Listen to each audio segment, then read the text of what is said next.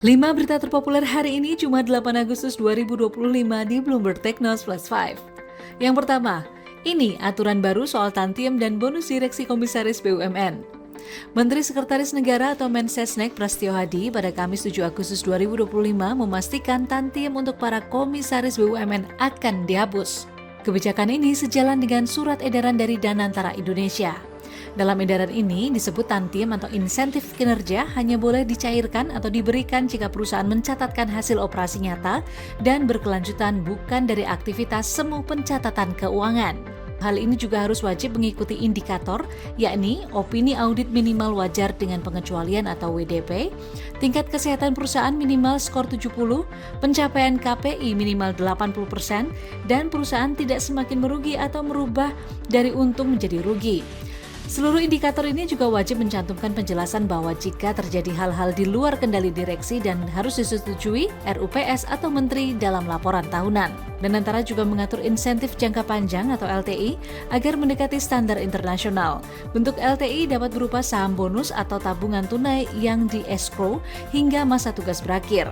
Adapun LTI harus dengan batas maksimal pada persentil ke-85 untuk direktur utama dan ke-100 untuk keseluruhan direksi dan komisaris utama. Sementara besaran LTI ditetapkan Menteri berdasarkan rekomendasi Dewan Komisaris dan hasil kajian konsultan independen. Kedua, pesan bos Jarum, ani-ani bisa hancurkan bisnis keluarga. Direktur Utama PT Jarum Victor Rahmat Hartono menyoroti salah satu penyebab utama keretakan bisnis keluarga adalah ani-ani atau perempuan muda yang menjadi simpanan dalam keluarga. Apalagi jika telah masuk ke ranah pembagian warisan, ia juga menambahkan keharmonisan dan keterbukaan keluarga menjadi kunci Jarum Group untuk tetap bertahan. Hal ini disampaikan Victor dalam acara Meet the Leaders by Universitas Paramadina pertengahan Juli lalu yang dikutip pada Rabu 6 Agustus 2025.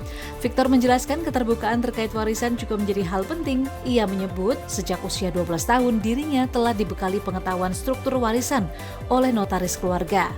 Lebih lanjut, dia menegaskan hukum waris yang berlaku di Indonesia mengacu pada hukum Belanda dan hukum era Napoleon, sehingga hal ini secara tegas mengatur proporsi pembagian harta. Di mana dalam hal ini Victor kembali menegaskan jika tak akan ada ani-ani yang mendapat warisan keluarga. Ketiga, Amerika Serikat terapkan uang jaminan 245 juta rupiah buat visa Republik Indonesia termasuk. Pemerintah Amerika Serikat akan mewajibkan uang jaminan sebesar 15.000 dolar Amerika Serikat atau sekitar 245 juta rupiah dalam pengajuan visa turis dan bisnis yang akan berlaku 20 Agustus 2025 hingga setahun ke depan. Meski demikian, warga negara yang tergabung dalam program bebas visa atau Visa Waiver Program tidak akan dikenakan aturan baru ini. Dalam aturan ini, petugas konsuler memiliki 3 opsi besaran jaminan untuk pemohon visa yang dikenakan persyaratan tersebut, yakni 5.000 dolar Amerika Serikat atau sekitar 81,5 juta rupiah, 10.000 dolar Amerika Serikat atau sekitar 163 juta rupiah, dan 15.000 dolar Amerika Serikat atau sekitar 245 juta rupiah. Uang jaminan ini akan dikembalikan jika yang bersangkutan telah meninggalkan Amerika Serikat. Konsuler Amerika Serikat menyebut negara yang terkena wajib jaminan visa akan diumumkan setelah aturan resmi berlaku.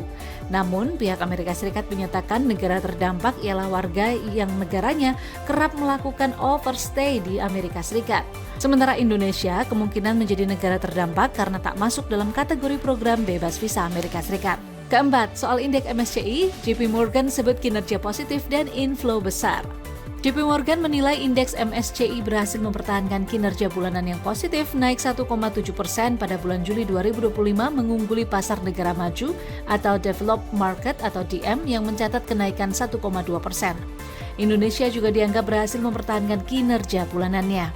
Kebijakan tarif impor Amerika Serikat yang berlaku sejak 1 Agustus serta kebijakan The Fed terkait suku bunga juga menjadi sentimen pasar. JP Morgan menyatakan indeks MSCI Thailand memimpin MSCI Emerging Market atau EM. Namun Brasil dan India menjadi pemberat kinerja emerging markets. Sementara di sisi funding regional, arus masuk terbesar terjadi pada dana Global Emerging Markets atau GEM mencapai 7,1 miliar dolar Amerika Serikat, yang diikuti oleh Asia di luar Jepang atau Asia ex-Japan sebesar 5,1 miliar dolar Amerika Serikat. Kawasan IMEA mencatat arus masuk moderat sebesar 573 juta dolar Amerika Serikat. Riset JP Morgan tengah jadi perhatian menimbang MSCI Global Standard Index menjadi salah satu acuan investor di berbagai negara dalam berinvestasi baik dalam saham ataupun obligasi. Dalam pengumuman terbaru di pasar, indeks MSCI Asia Pasifik berlaku setelah penutupan pada pasar 7 Agustus 2025 atau pagi 8 Agustus waktu HKT. Sementara di regional Asia Pasifik, seluruh perubahan resmi pada indeks akan diterapkan setelah penutupan pasar pada 26 Agustus 2025 di masing-masing pasar terkait. Kelima, pesangon yang diterima pensiunan Wika ke depan tak menentu. PT Wijaya Karya Tbk atau Wika mengubah skema pensiun karyawan dari program pensiun manfaat pasti atau PPMP menjadi program pensiun iuran pasti atau PPIP berdasarkan keputusan Rapat Umum Pemegang Saham Luar Biasa atau RUPSLB pada 6 Agustus 2025. Perubahan ini mencakup pembekuan penghasilan dasar pensiun masa kerja dan iuran bagi peserta PPMP. Peserta yang terdampak didaftarkan ke dalam PPIP Dana Pensiun Wika. PPMP memiliki skema besaran manfaat pensiun yang telah ditentukan sejak awal dan terhitung menggunakan formula tertentu berdasarkan masa kerja, penghasilan dasar pensiun, dan faktor lainnya. Sedangkan PPIP, besaran manfaat pensiun ditentukan oleh total akumulasi iuran ditambah hasil investasinya. Tidak ada jaminan nilai manfaat tertentu dan resiko investasi ditanggung oleh peserta.